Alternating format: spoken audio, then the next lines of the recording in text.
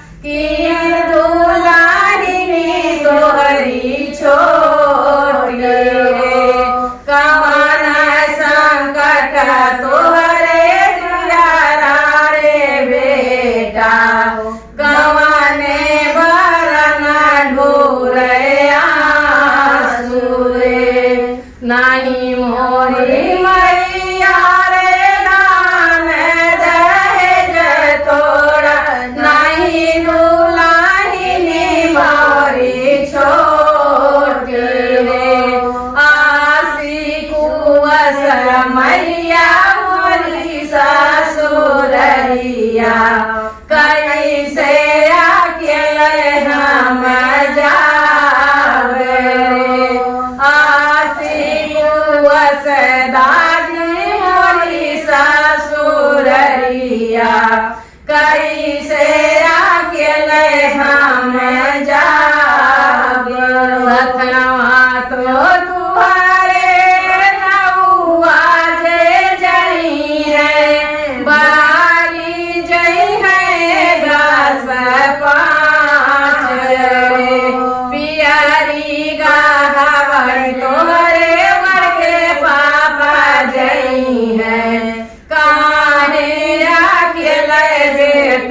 जाओ रे। पियरी गाहवर तोहरा पापा जे जई है, काहे अकेले बेटा जाओ जे। पियरी गाहवर तोहरा फूफा जे जई है, काहे अकेले बेटा जा